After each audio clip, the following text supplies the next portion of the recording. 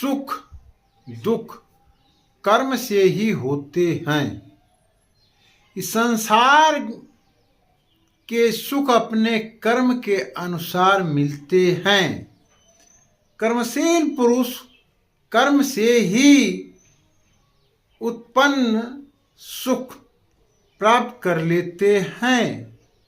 सुख दुख भय शोक हर्ष मंगल संपत्ति और विपत्ति ये सब कर्म के अनुसार ही मिलते हैं। अपने ही कर्म के प्रभाव से अनेकों पुत्रों का पिता होता है और कुछ लोग पुत्रहीन हो जाते हैं। यही कर्म की गति है बंधु। किसी को मरा पुत्र पैदा होता है तो किसी को दीर्घजीवी पुत्र पैदा होता है। यही कर्म का फल है। गुणी अंगहीन पत्नियों के स्वामी जो सर्वगुण से रहित हैं पत्नी पाते हैं। सर्वगुण रहित वाले अच्छी पत्नी पाते हैं। जो कर्महीन सर्वश्रेष्ठ हैं।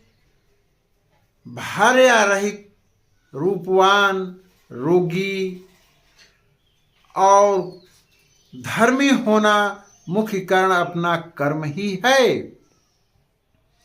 कर्म के अनुसार व्याधि होती है और पुरुष आरोग्यवान भी हो जाता है। कर्म सबसे बलवान है यह श्रुतियों में कहा गया है। लिखा है बंधु इस संसार में अपना कर्म धर्म के अनुसार जो है मेरे हरि का भजन जब तपस्या भक्ति भजन भाव करके मनुष्य शक्तिवान बन जाता है। उसे शक्ति प्राप्त हो जाती है क्योंकि सभी कर्म मनुष्य देह से संभव है। धन संसार में जो मिलता है कर्म से मिलता है ये ध्रुव सत्य है।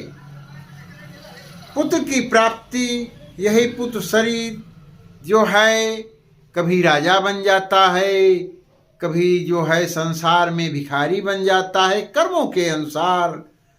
श्रुतियों में लिखा है कि मानव का कर्म जन्म के पूर्व से निर्धारित है और वर्तमान में जो हो रहा है वो भी पूर्व से निर्धारित है।